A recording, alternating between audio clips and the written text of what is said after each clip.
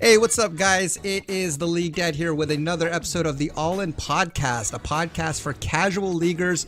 Today, we got an exciting segment. This is the first time we've done this, but it is a theory craft segment where the whole point of it is to talk about not necessarily off-meta stuff. It could be off-meta stuff, but things that are in the game that aren't maybe the mainstream or the meta or the hot picks or champions, but stuff that could potentially work. We'll brainstorm ideas. We'll talk about things that we're seeing on the Rift, why it works, why it might not work, if you should try it, if you should get some friends and it might be worth getting to learn. So all of that stuff is kind of going to be encompassed in a segment like this, theory crafting. Today, though, I'm excited that we have some new co-hosts as well as a familiar face. You guys know Style on him 123. He's rejoining us again today, but we also have some new co-hosts. First, I want to introduce Nighthawk, and then we have, is it Poeti? Is that how you say it?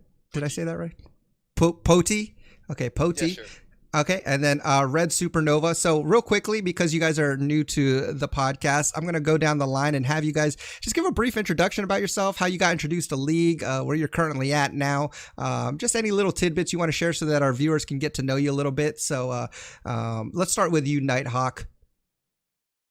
Hey guys, I've been playing League since season 1. I got introduced by my friends. He said, "Hey, there's this new video game out there. Let's try it out." Tried it out, sucked at it for a good 2 or 3 years. Spent a lot of time and effort getting a lot better at it. Spent a lot of time theory crafting with my friends. Had a lot of fun just trying out wacky builds and stuff.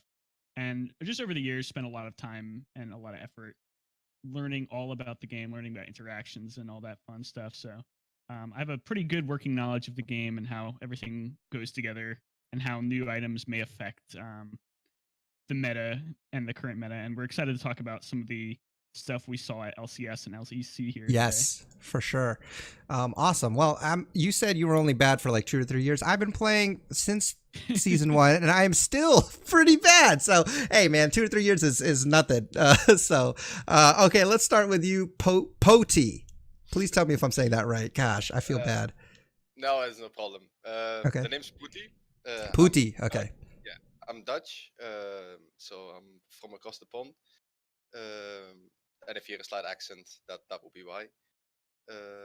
I've been playing League since probably season 2, actively since season 2 at least. And I've basically been platinum ever since season 4. Edging on diamond.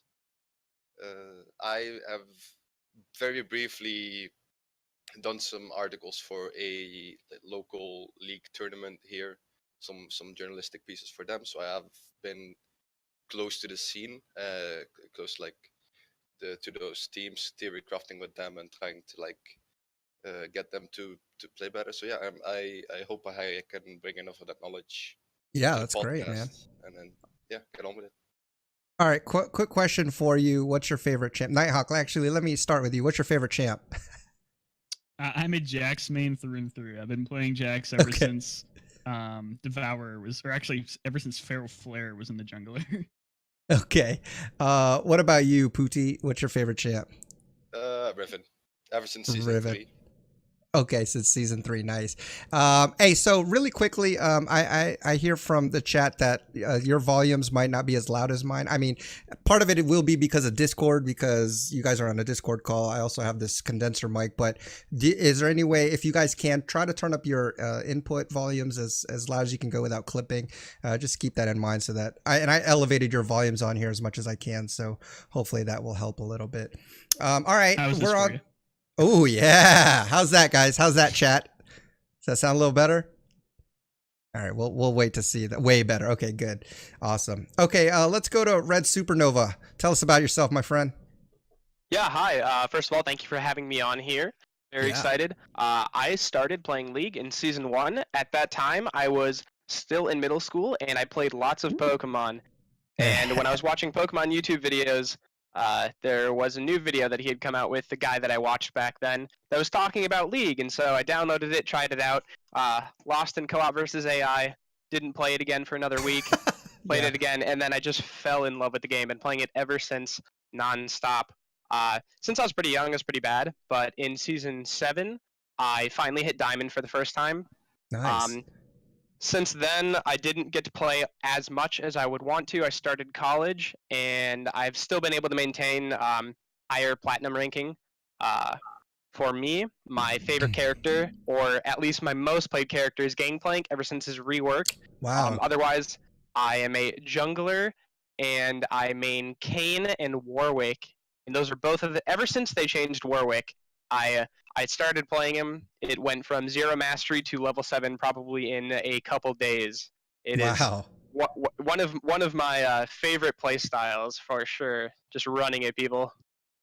That's awesome. Well, whenever I try to learn Gangplank, I'm definitely going to hit you up because that champ, I always go back to it, but I can never get them barrels right. So Yeah, I'm definitely yeah, going to it have takes, to. take some practice. Yeah, for sure.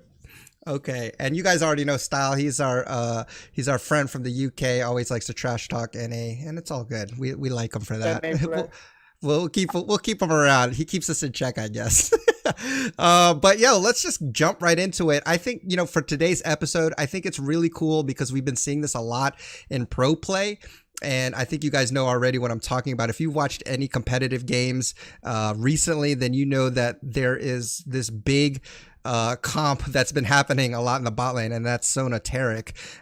And for me, when I first saw it, which was just a couple weeks ago, I didn't see any of the academy games with it, but I first saw it at the LCS semis, and I was like, what is this? And apparently, it's been something that's been happening in high elo and that sort of thing. So for myself, I've seen it. I know a little bit about it and why it works, especially in coordinated play. But I don't know the ins and outs of it. And I think, with our podcast being targeted to those who are just casual leaguers, I think a lot of our viewers might not quite understand how it works and, what's the fuss all about. And so our first, part of the show is to basically break it down and let you guys know why it's being played in pro and how it actually works. So let's start with actually, who wants to jump in here? Who would like to explain how Sona Taric works and why we're seeing it? I'll let you guys volunteer. I think I can initially at least lay down the groundwork on why it's very strong. Okay, Nighthawk, go ahead. One of the major reasons we see so much of it is because it's abusing gold income strats. So you have the Kleptomancy on the Sona, the Relic Shield on the Taric, and you also have the Frostmancy item, I believe it's called, Spell Thief's Edge, on Sona as well. Basically, the strat involves Taric farming the bot wave until Sona finishes her Frostmancy item. Then she no longer incurs a CSing penalty from the item. So what happens is you poke as much as possible with Sona, proc Klepto, and Spell Thief's Edge as much as possible, earn as much gold as you can, buy all of your items as soon as possible, and then transition into a roaming team fighting comp with the rest of your team. This comp actually works very well with secondary marksmans, so something like Kindred in the jungle, or maybe even a Kaisa or Jhin mid. Because Sona does have a tendency to not deal enough damage towards tanks. She can one-shot squishies later game once she builds the Lich Bane, but she does struggle against some of those tankier mid laners and top laners that you see in most games. So just something that helps. You don't have to have a marksman, but something that can do a lot of damage will really help you out. Cool. Anybody want to add to that, or? First is my mic volume at least a bit better. I don't think I can do more boosting to it without it getting clippy. Yeah, just turn it up as loud as you can. I mean, it feels good in my headphones, but I'm not sure what the output is. I've turned the output up a little bit. I'll get it up a little bit more. Okay. But there you go. The Sona Taric comp also enables a solo front line to exist with Taric Ultimate. And Sona being able to heal, Sona Taric collectively being able to heal and shield them enough, which was very well demonstrated in the G2 versus Fnatic versus Origin game 2 or 3, I believe it was, where G2 picked Jarvan top lane, which ended up having the most damage dealt in the game because it was basically just unkillable Yeah. and could not be dealt with. So yeah. Okay. Cool. Anything else to add to that comp? I think that's a pretty good baseline, but any other thoughts you want to throw in there before we dive some more? Sure. I think my co-hosts covered that pretty well. Mhm. Definitely something that is required to play along with those two is you need a hyper carry. The goal is for once those two get out of the laning phase, they have their items, is you become an ultimate support duo. You have the Taric ultimate in case you get engaged on or you need to engage and force under a tower. Sona has great sustain, long range poke, and obviously really good team fighting. We were seeing this played a lot with Hecarim and Jace were some of the other characters that were picked. Kindred was really good. Some things that weren't always seen in pro play, but that can be phenomenal in solo queue, is it can work really, really well with having one big meatball tank. So someone like Right. Mundo, perhaps, that can build a Spirit Visage. There's so much healing coming out from Sona and Taric. Having one tank is really all you need with two support healers focusing him. He's really not going to die, and you can just force down objectives, and your opponents will always have to reset before you do, because you can just keep your team healthy between, two support healing everybody on your team. Yeah, and I like that you said like outside of laning phase, because pre 6, they're very vulnerable, right? But after 6, that's when they kind of start to come online, and with Sona's, one of her skills is like a speed up, so they're able to roam pretty easily as a duo, and get all over the map, which is kind of what you want to do. And so what we did see in these team games was, it's a very team-oriented comp, where you have the sustain of Sona, even with her ult being able to AoE stun, and then you have the Taric with the who also has a stun, and who also has heal, and who also has an ultimate to save your lives and make you invulnerable for a little bit. So it's very devastating once it gets out of laning phase. Now, have any of you guys personally tried this at all? I'm curious. Actually, yes, I played it less than an hour ago with a good friend of mine in the bot lane. And how'd it wanted go? To try it out personally before. It actually went very well. Okay. Some of the things that you mentioned, where it does have a early weakness, I definitely felt. I think that if you were against this in the bot lane and you didn't have the coordination to pull off a funnel strat as a counter, you would probably just try to go for some sort of really hard engage support, like a Blitzcrank or a Thresh, and just try to kill the Sona and the Taric as soon as possible and as much as possible, really denying them as much poke as they can get. Yeah, because I believe Sona is one of, if not the squishiest champion in the game. I've heard that from somewhere. I'm not sure if that's fact. 400 base HP, Okay. Something All right. Something like So it's that. pretty low. Yeah, exactly. So while she can poke and be a nuisance, is she second? Second, yeah.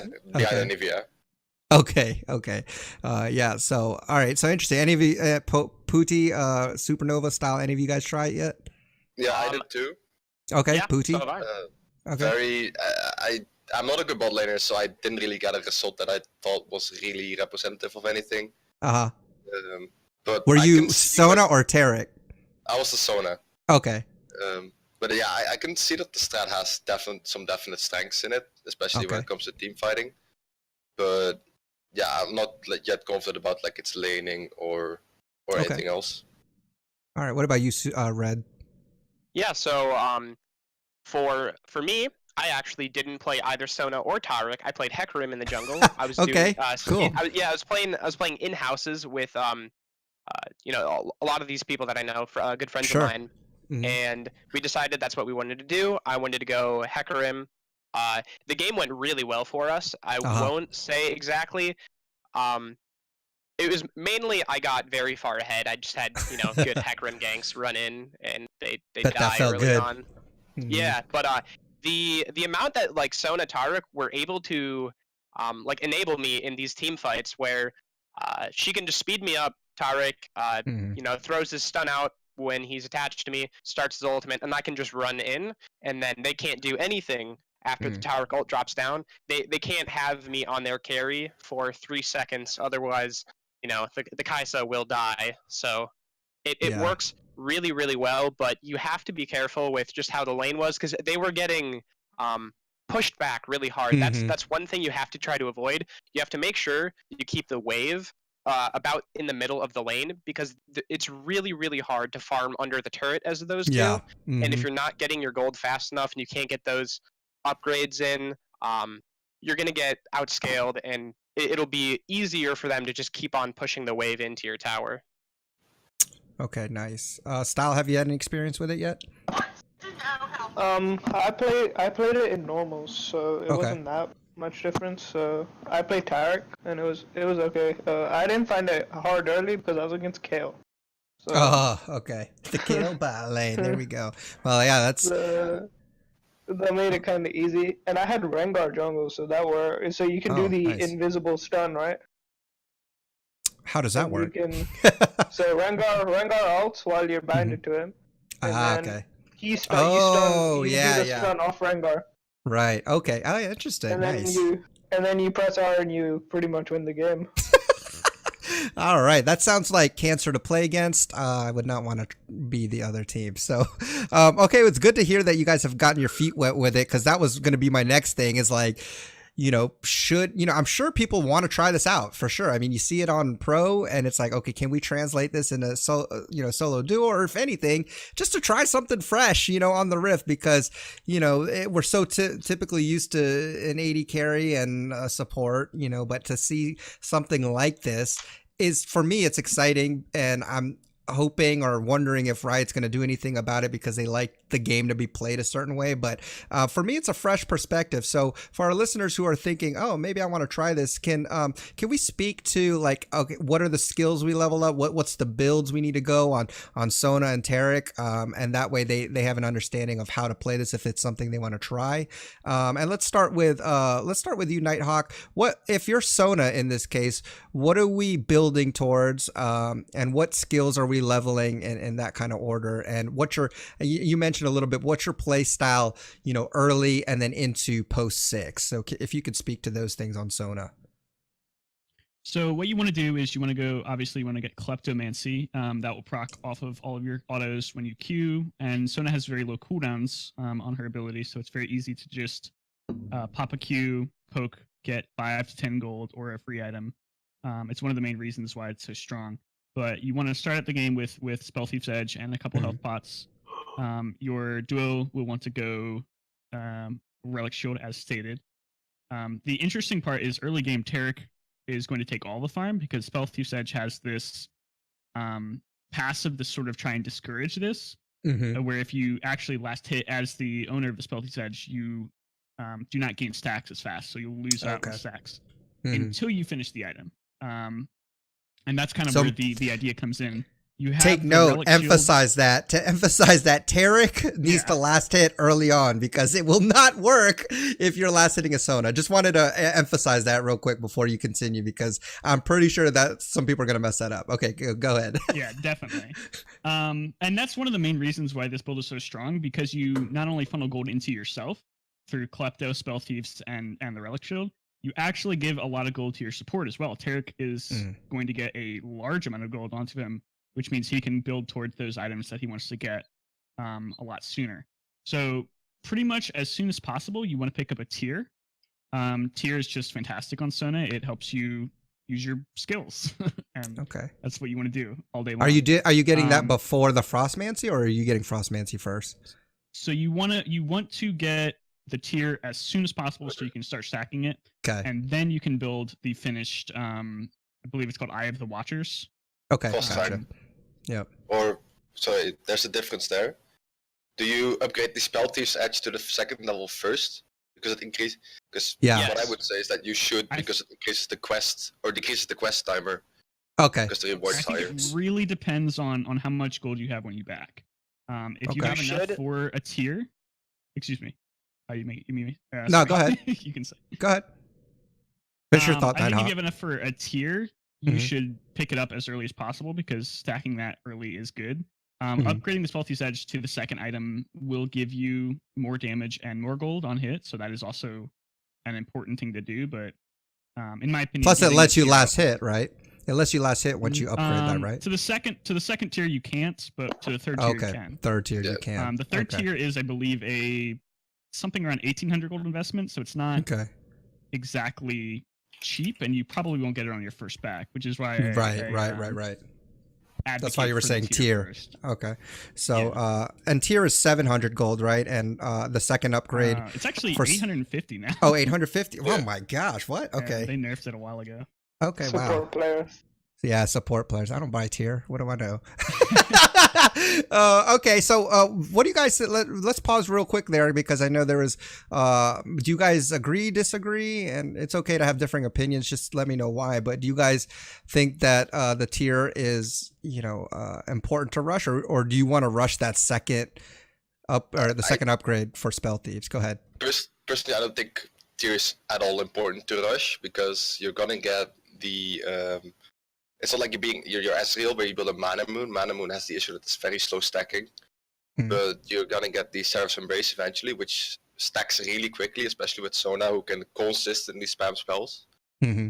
And getting the quest out of the way faster, because I believe it's an increase Because you get the wards. Yep. No, because after you have to complete the quest in order to be able to last it, I think. Yeah. So Is it? the upgrade. Yep. The Spell Thief's Edge starts giving you 11 gold every time, Okay. and then when you upgrade it, it gives you 22 gold. Yeah, during exactly. so for Frostfang, that's definitely what you're going to want to get first. And Sona should be running Flash and Teleport. So whenever you have enough gold, Back. if you have to reset and get Frostfang first, or if you can make it last, you might be able to get Frostfang and tier on your first back. Otherwise, grab your Frostfang, teleport back in the lane, get all the gold you can, and then once you have enough for tier, go ahead, go back, buy that, and then just start stacking and getting a whole bunch of gold. Okay, so real quickly though, I want to confirm this because I want to make sure that it's clear. When can you start last hitting as Sona without taking the penalty? Does it have to be the fully completed third upgrade of Spell Thief? Finished quest. Or is it It's finished quest? So it is It finished doesn't quest. matter what spell thieves you have, as long as the quest is finished. So you can you can have the first spell thief's edge item and still get Once the quest is the finished. quest Okay. complete. It just Gotcha. takes longer. Gotcha. Okay. Yeah, I that's think good to that know. You're actually correct. It is once you finish the quest, you may Okay. auto attack. Well, then that makes sense too. Okay. Well, yeah, that's good that we clarified that. So once the quest is complete, that's when Sona can begin last hitting without taking penalties. So just make a note of that. Let Taric last hit with his relic shield and whatever early on until you get that quest completed as Sona. Okay. Now let's move on from there. Why don't you take it from there, Supernova? What do you do after? Or first of all, what skills are we maxing? And in what order? Yeah, for Sona, you're going to want to be maxing Q. So when you start out, you're probably going to go QW, obviously. You don't need to get her E at all, really. So I mean, you can probably go QWQ. Start giving yourself extra damage on the Q. At level 3, you probably still don't need the movement speed unless you feel like you're going to get ganked. You can go ahead and level it up, but go probably QWQ first. Okay. Then get your E, max Q, max W. Okay. For Taric, start your stun. Then after that, get Bastion, which is his W. You can give Sona a shield, and then you can duplicate the Dazzle and his other effects. Okay. After level 2, you want to put 2 points into his Q. Okay. This is really important for him, just for the stats that it levels up within the ability. You just want to get those right away so you can start healing Sona. And a reminder for Taric's passive, every time after you cast an ability, his next 2 autos are enhanced. They deal bonus damage and lower the cooldowns on his abilities. So if you're casting a Q, you can auto minions, and you're already going to have the first stack of a Q ready again. Nice. So if you need to, you can spam heal the Sona. If you're maybe farming under tower, just keep that in mind.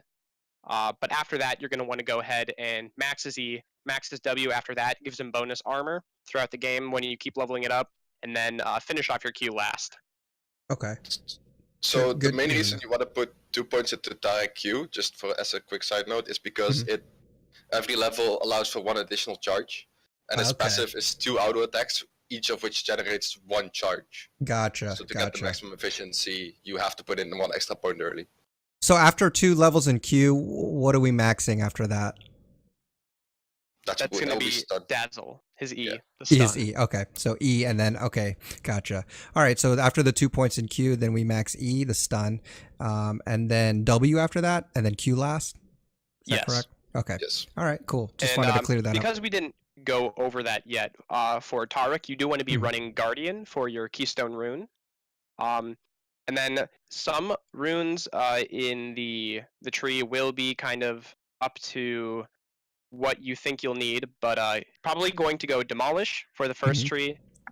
Then Conditioning is going to be really, really good. But if you're against a heavy poke lane, perhaps maybe like a Caitlyn Karma, or if they have like a Vel'Koz, something like that, if you feel like you need it, you can take Second Wind. Otherwise, you want to make sure you take Revitalize. It's really important. It's extremely strong in Taric. That gives your heals and shields that you cast or receive, makes it so they're 5% stronger. And if you're targeting someone who's low on health, or if you are low on health, that gets increased to 10%. It's a really big one to get, since Taric has both shields and heals. Now, what are you running secondary on Taric? For secondary, go Inspiration, get Magical Footwear, Biscuit Delivery, and for the stats, the direct stats that you pick up, you do want to make sure that you get attack speed. First off, that's going to help him with his CSing, and that's really important because you want to make sure that Taric is going to be getting all the early game CS, and he doesn't need the adaptive forces. The attack speed is going to make it easier to farm if you do get pushed under tower. Then after that, magic resistant armor is what I see all the pros taking, or when I'm looking at their builds. Yeah, definitely makes sense. Now, what are you doing for Sona's runes? I guess we should have talked about that first, but yeah, go ahead and finish up the Sona runes. Sure. We did talk about Kleptomancy for Sona. Right. So yep, that's what you're gonna want to take. Keep in mind, you do get 2 procs of Kleptomancy after every ability. This was changed quite a while ago, but recently one of my friends did forget about that, and so yeah, you get 2 charges, so you have 2 auto attacks to use if you can sneak 2 in there. Otherwise, you're going to want to take Magical Footwear on Sona, Biscuit Delivery, Cosmic Insight, Sorcery secondary, get Mana Flow Band. It does show the cooldown on Mana Flow Band above your abilities, so keep track of that. And if you want to, for early game, this is just something I do on GP because he's very harsh on mana. I would imagine Sona is the same. Yeah. Try to time your abilities to go along with Mana Flow Band. Get that stacked up as soon as you can. Make sure you're poking whenever you get the opportunity when Mana Flow Band is up and ready for use. But after that, take Transcendence, get double Adaptive Force, and then Armor or MR. Depending on the lane, it's probably going to be Armor. You want to make sure the ADC can't kill you. But if they have something like maybe Kai'Sa Brand, that's a lot of magic damage. You probably go for the MR there. Right. Okay. Cool. All right. That's a good summation of the runes. And, you guys can always tweak with whatever it is you're playing. As always, look at your opponents and find what best. But that's a great baseline. Pooty, let me go to you and talk about, okay, so we talked a little bit about items, right? What are you getting after the tier and after the upgrade of the, the Spell Thieves? What are we looking now as Sona? What are we looking to build and finish off with? For Sona, it's probably something along the lines of getting the Seraphs, obviously, like finishing the tier item off, so you can get that stacking as soon as possible. Because the finished item does give more AP scaling with mana than Archangel itself does. Okay. Then Lichbane, because of it synergizes really well with Sona's passive. So it allows you to just do a lot of damage, often chunk some enemies even down to 50% HP by just using Q auto. And then in general, I would just go Deathcap Void Staff to round out the build. Okay. I would delay Remnant of the Watchers as long as possible, unless you feel you really need the health. Right. But in general, with this duo, you shouldn't really feel the need to get anything defensive. Yeah. And just be able to maximize the offense and get as much damage out as you can. Okay, sounds good. Nighthawk, can we talk a little bit about Taric's build now? What items? Obviously, Relic Shield. Are we going upgrading that to the second upgrade and then going somewhere else after that? What's the build for Taric, Nighthawk? So the great thing about Taric is that his playstyle doesn't really change that much, especially post laning phase, and that goes for his build as well. As a support, you can basically just build any support item you want, and round out your team comp depending on what they need. If you need a bit more healing, pick up Redemption. If you want that AoE shield, maybe pick up a Locket. Ardent Sensor if you have a hyper carry on your team that needs the attack speed. Even the Zeke's Convergence item is a fantastic pickup because when you ult as Taric, you probably want to engage a team fight, so it's another good thing to pick up. I don't think it really matters too much what you're building on him. Maybe a Knight's Vow to help your Sona stay alive. But, yeah. Okay. So if anyone else had any suggestions. Yeah, there's one item that's actually very important on Taric. It's because Taric is getting early gold. You should always go a Catalyst of the Eons. This is the item that builds into Abyssal Mask and Rod of Ages. Taric is a very mana-hungry champion within combat because of his Q. He wants to constantly be spamming his Q each time he procs his passive, which should be always. A Catalyst of the Eons allows him to, while taking damage, restore mana back to himself, and while expanding mana, gain health back. It does often get finished into Abyssal Mask, but not always. And some pros even get tier with it, although I don't think that would be necessary per se. But Abyssal Mask and definitely Catalyst of the Eons is definitely an important item on Taric. So you could probably buy the Catalyst and just sit on it for a little bit? Yeah, definitely. Okay. Definitely. Okay. All right. Yeah, What that's are good your to know. thoughts on building that tier and going towards a Manamune? I honestly, on Taric, you shouldn't really get offensive items. I mean, it can be really fun. I like it. Lane. Yeah, If sure. you're playing top lane or something, like top lane Taric, if you haven't tried it, honestly try it. It's so much fun. A future episode of Theorycraft, we are going to be talking about Taric top lane in a future episode. I can tell. That is so much fun. I will gladly put in 50 games to get all the research done. Okay. That is so great. But Nice. on bot lane, no, I don't think so. You're sitting on tier just until the game ends, basically. Right. And, True. yeah. Okay. Anybody else want to throw in on Taric build there? Does that pretty much cover it? I think that's kind of interesting. Getting a tier, especially if you're going to upgrade that into Manamune. Maybe the idea was you have a Kindred jungle. If she goes 0-3, just say go for it, Taric. You'll be the ADC now. You'll be the hyper carry. Run it in. Yeah. I like it. Okay. Nighthawk, do you have something to add? Real quick, yeah. Red Supernova was talking about the runes that he liked to take on Taric, and I just had a slight counterpoint to what I thought might be good. Sure.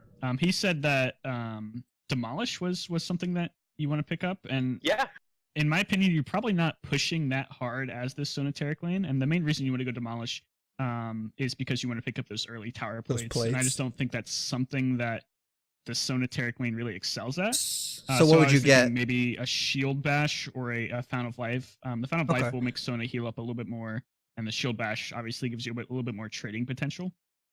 Other than that, I think he was pretty much dead on with. Yeah, I do believe the idea is that when you do start grouping, Demolish will help you convert off of towers into other objectives extremely fast. On top of the fact that Demolish did get buffed in the most recent patch, and if you ever get your jungler to come down in the lane, this is something that will just give you the payoff.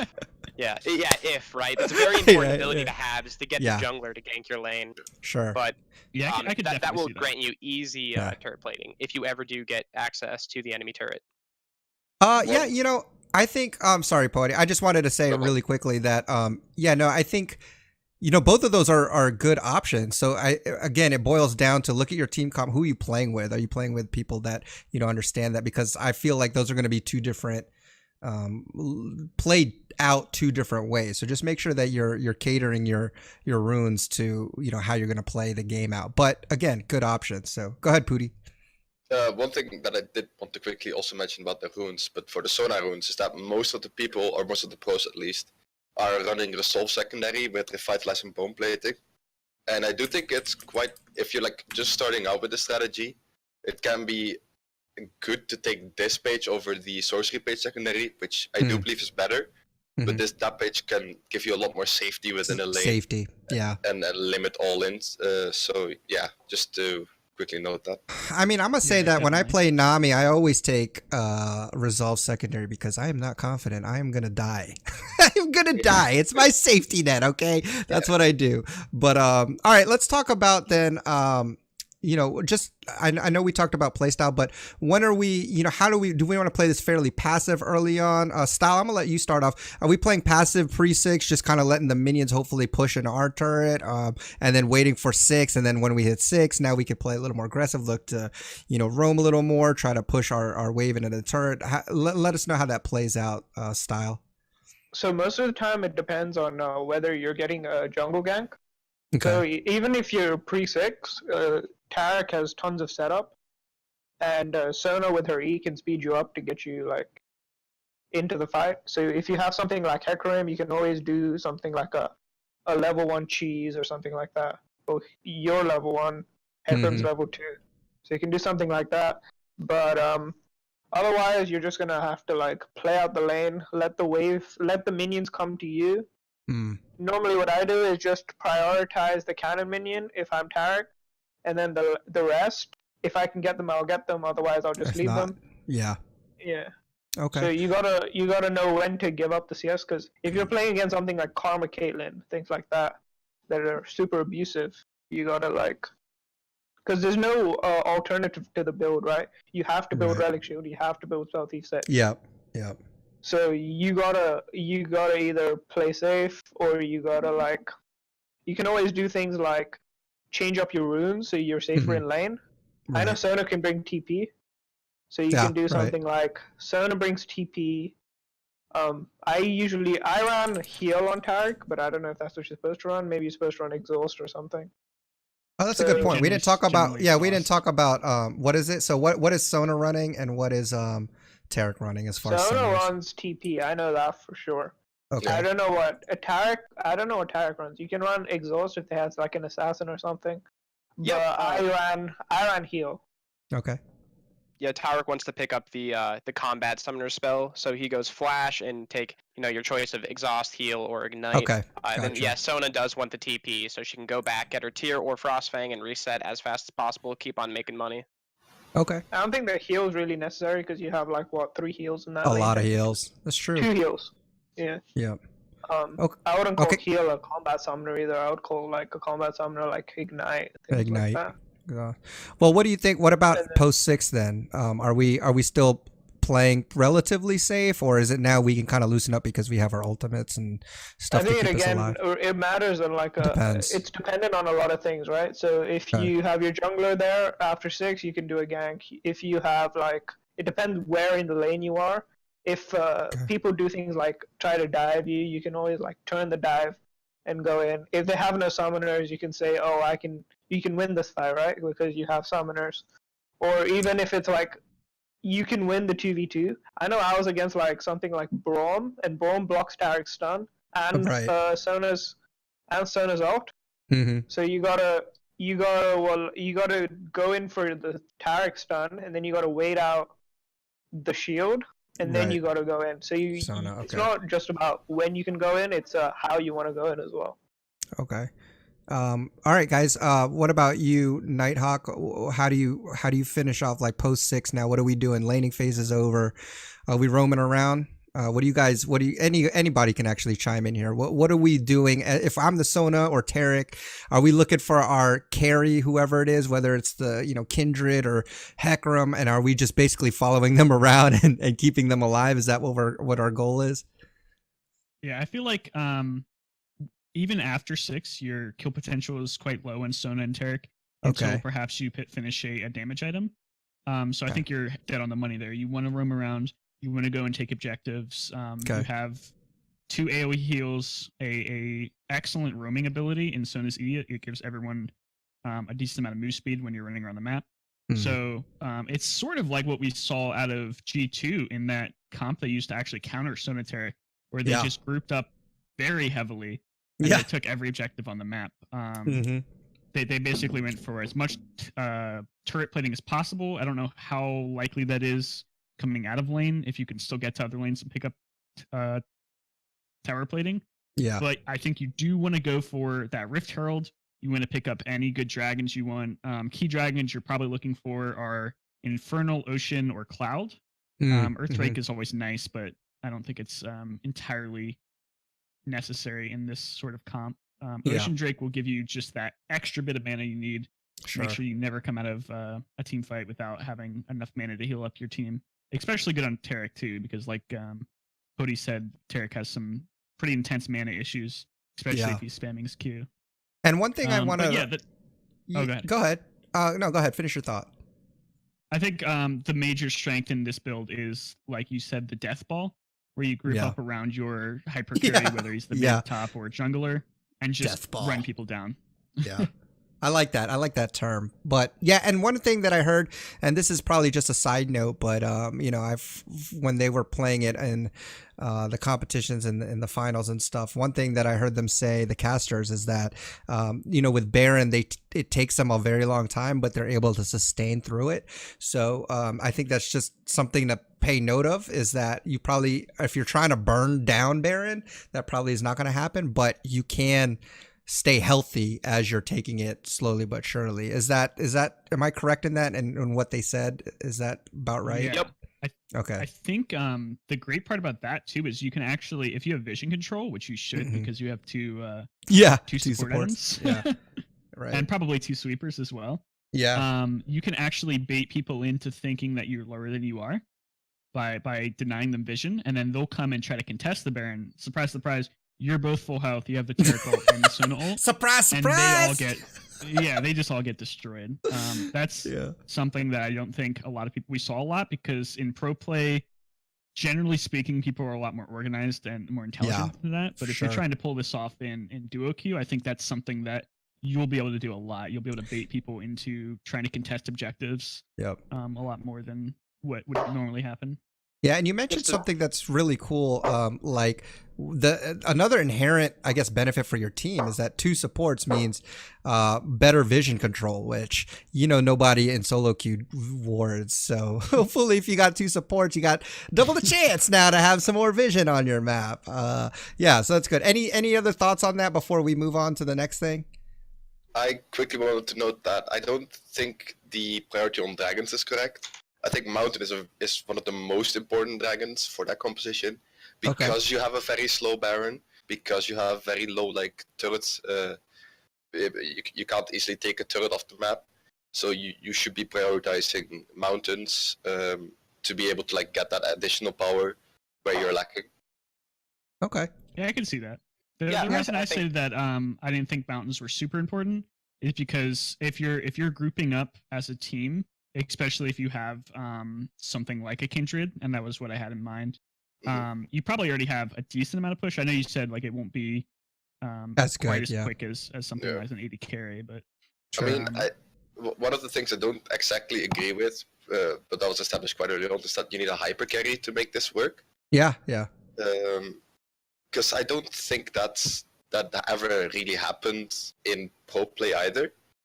And maybe in solo queue it becomes easier to execute with the hyper carry, but you definitely do not need it. If you have traditional carries, like a decent mid laner like a Victor or something, and you have like a normal bruiser top laner, maybe a Darius, maybe a Jarvan, maybe a Hecarim, then you can do just fine with this composition.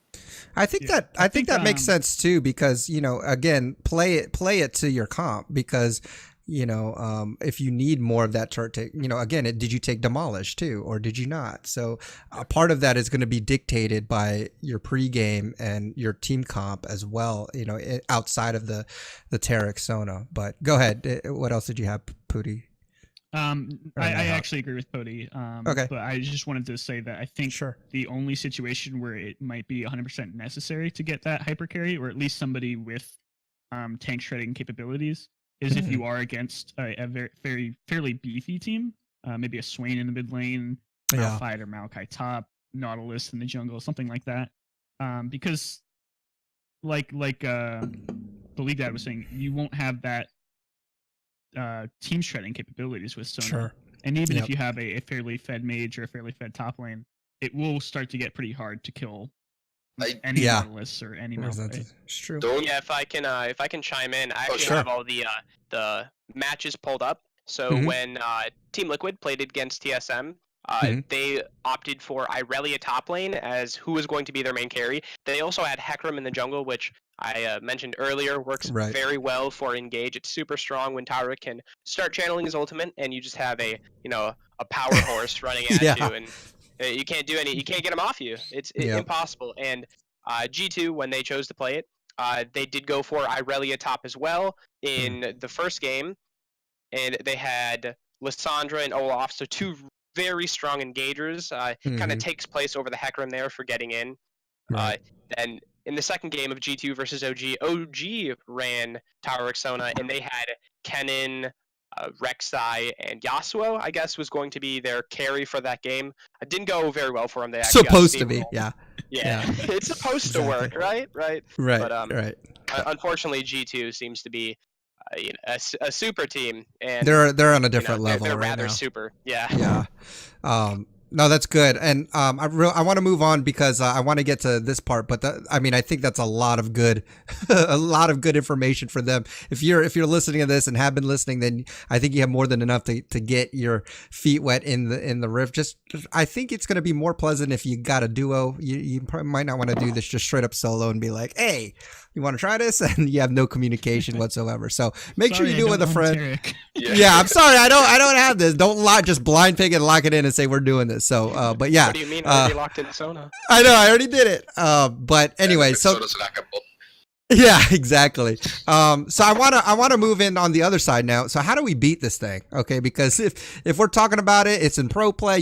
People are gonna start playing it. I mean, I just played against one earlier. Granted, it was a normal game, and I was an Urgot, and I got 2 quadra kills in the game. And they were probably playing it wrong, but whatever. We need to know if people are playing this. What can our listeners do to beat this? Because one, we know that they're probably coordinated because they're probably duoing, and two, like how do they beat this? Is there particular champions that they can do? Is there a style that they can do? Obviously, we saw some pros be able to counter it, but how do we do that in solo queue? And I'll open it up to anybody that wants to jump right in there. How do we beat this? Yeah, if I may. Sure. The number one thing you probably want to do, push the wave as hard as you can. Make sure you're getting your CS. Tell your support, tell your ADC, whichever position you are. You want to shove in their wave. It becomes extremely difficult for a Sona Taric early game duo to farm under their tower. On top of the fact, if they are farming under their tower, Sona will never be in range to Q auto you. She can proc Klepto, keep vision control, keep on pushing. If they ever overextend, bring your jungler down.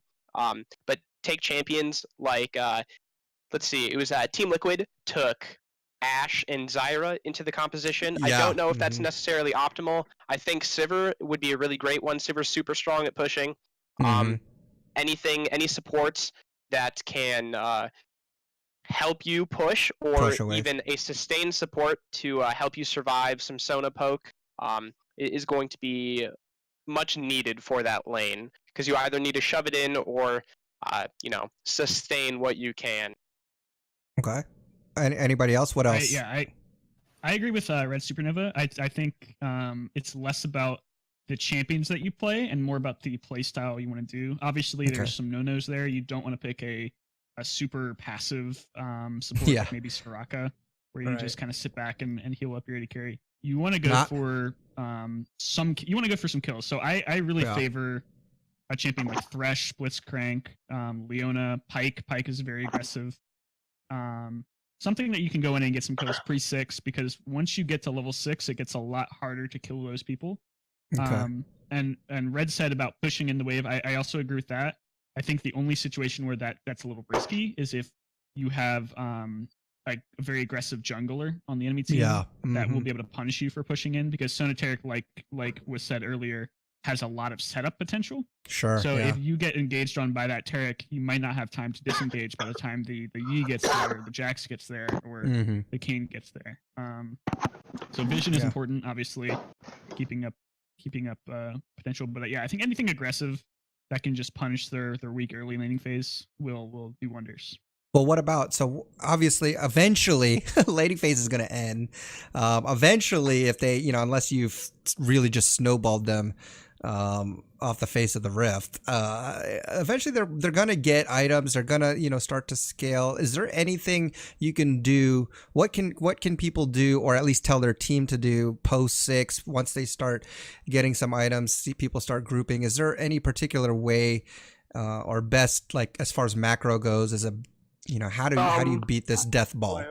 Go ahead, Style. So basically, what I think I saw a Griffin game where they ran Talia Pantheon bot lane. Yeah. So you can do something like that against Taric Sona. And what you basically do is you have a strong early with Talia and Pantheon, because you start W on Pantheon, you start W on Talia. Yeah. And then you have a stun into a knockback. Yeah. So when Griffin did it, it didn't work out too well because so basically they were baiting SKT into picking Taric Sona, but then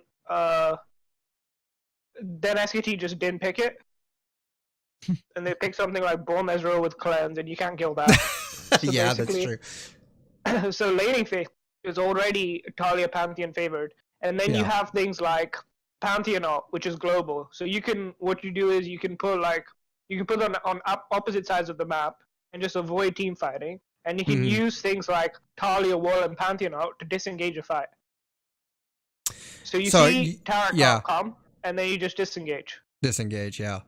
So you're saying then, so what I'm gathering is, because what I'm trying to do is pull out like big nuggets of info here. It sounds like you're saying that trying to avoid just a straight up 5v5, and it also sounds like you're saying try to play around the Taric ult and wait for that to expire. Is that correct? So basically, you don't want to team fight, but say they force you to team fight, like starting Baron and things like that. Yeah. You engage with something. So they'll probably engage with you with Taric ult. As soon as you see Taric ult, you disengage. Yeah. And there's like a really good chance for disengage support, especially. There's Nami, there's Janna, there's Zyra.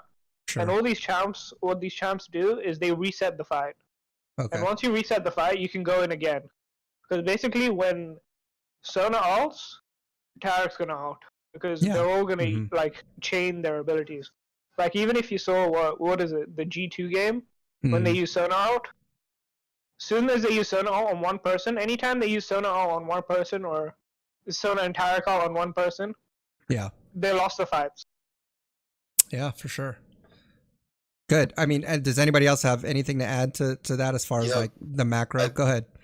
Well, if you insist on team fighting against the Sona Taric comp, as Stal already said, it's very important to just play around the Taric ultimate, because having that on cooldown allows Sona to be heavily dove. I think one fight that really stands out in my mind from recent competitive was the Origin versus Fnatic game 2, where Taric ult was down, and Boxa basically just sat in the enemy backline and got a triple kill or quadruple kill, I believe. So it's very important to be if you want to fight against them, be a diver. Make sure you're mobile so that you can get out when Taric ult lands. And as soon as Taric ult works out, blow up that Sona, because she has no defenses whatsoever. That's right. She'll likely not have a defensive sum, and she's very squishy, so she'll just pop, and then you can clean up the rest of the team. So learn that timer for that Taric ult, y'all. If you're playing against it, learn that timer. I mean, you can literally see it come down, right?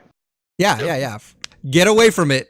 But I mean, like knowing when it's down too. Like, okay, they used it. This fight has X amount of minutes. After it hits them, right?